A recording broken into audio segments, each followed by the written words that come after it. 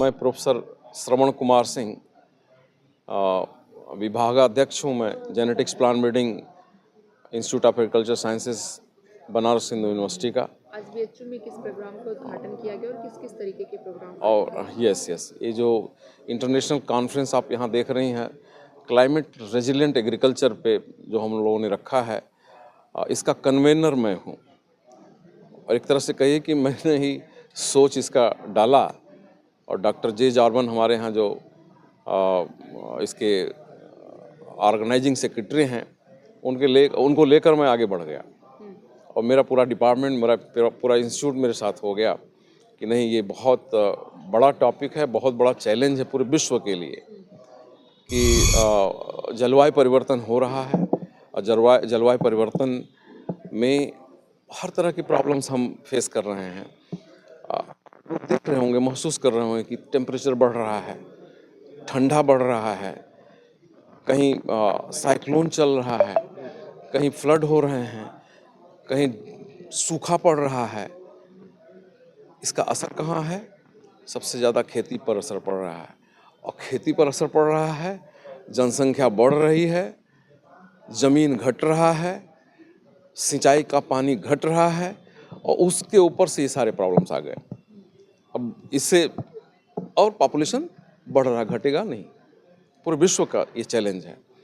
तो इस पे हमारे दिमाग में आया कि नहीं, चूँकि बनारस हिंदू यूनिवर्सिटी में एग्रीकल्चर इंस्टीट्यूट जो हमारा है, पूरे देश में अगर एग्रीकल्चर विश्वविद्यालय की, कृषि विश्वविद्यालयों की बात की जाए तो हम सेकंड पोजीशन पे आते हैं और इंस्टीट्यूट और कृषि विश्वविद्यालय को मिला के 75 से 78 हैं पूरे देश में, उसमें अगर मिलाया तो हम चौथे स्थान पे हैं। तो हमारी जवाबदेही बनती है इस देश के लिए और विश्व के लिए कि हम खाने के बारे में सोचें कि खाना हम खिला पाएंगे विश्व को कि नहीं। तो अब चूंकि इतना बड़ा चैलेंज है तो हमने कहा भाई, अगर सारे वैज्ञानिक, सारे लोग अगर यहाँ जुटे एक मंच पे तो हमें लगता है कि कुछ सलूशन निकलेगा। कहाँ से वैज्ञानिक इसमें आए थे? जी हाँ, बहुत अच्छा प्रश्न है। इसमें ये समझ लीजिए कि 500 से ज़्यादा लोगों ने रजिस्ट्रेशन कराया है। इतना ज़्यादा लोगों के अंदर ये आया कि भाई इस टॉपिक पे बीएचयू में हम लोगों को चलना है। 24 स्टेट, भारत के 24 स्टेट से लोग आए हैं और करीब 6-7 कंट्रीज से वैज्ञानिक आए हैं। और चूँकि international rice research institute Philippines का जो है, वहाँ की डायरेक्टर जनरल डॉक्टर पेंटो ने ग्रीन सिग्नल दिया कि हमारे भी साइंटिस्ट आपके साथ हाथ से हाथ मिलाकर इसमें एज ए टेक्निकल को एडवाइज़र के रूप में काम करेंगे। तो ये इसका वैल्यू और बढ़ गया इंटरनेशनली। किसानों के लिए कितना कारगर होगा आपका ये प्रोग्राम बनारस? देखिए, ये तो देखिए मैडम, ऐसा है कि किसान, हम चाहे कोई भी हो, फाइनली तो किसान से हमें खाना मिलेगा। ये हम खाना पैदा करने की ही बात कर रहे हैं और बगैर किसान के हम कुछ कर ही नहीं सकते हैं। हमें जो भी टेक्नोलॉजी हम डेवलप करेंगे, कर रहे हैं, ये हमारे किसानों तक अगर नहीं गया तो कोई मतलब नहीं है, क्योंकि अल्टीमेटली उन्हीं के यहाँ जाना है। तो इसीलिए हम लोगों ने एक विशेष सेशन 7 तारीख को रखा है कि फार्मर्स प्रोड्यूसर कंपनी की एक कंपनी में कितने किसान होते हैं।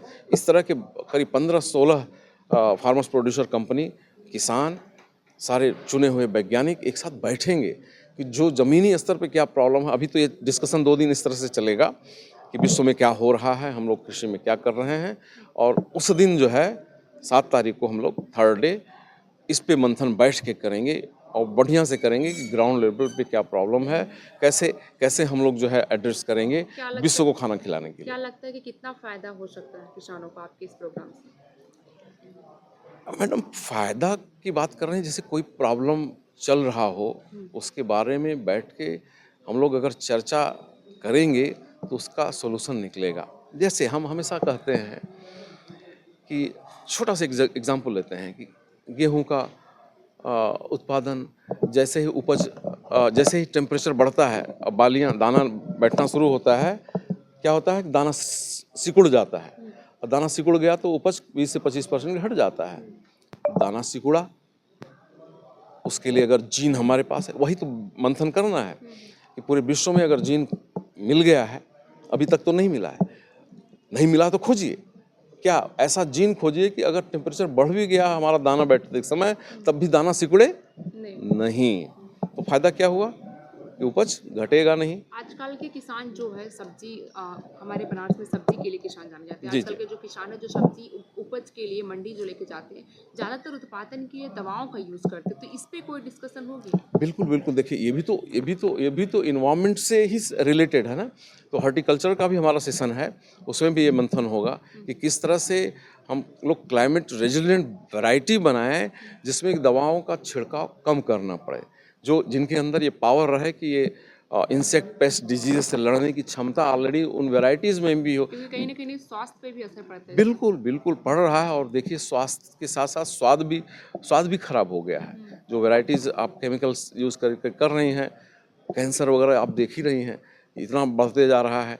तो इस सब पे चर्चा चल रही है और 3 दिन चलेगी और इसमें हम लोग निकल कर आएँगे कि कैसे हम लोग जलवायु परिवर्तन में भी कैसे आगे आने वाली जनरेशन को भी खाना हम लिमिटेड रिसोर्सेज में कैसे हम पैदा कर सकें, पूरा विश्व को खाना खिला सकें।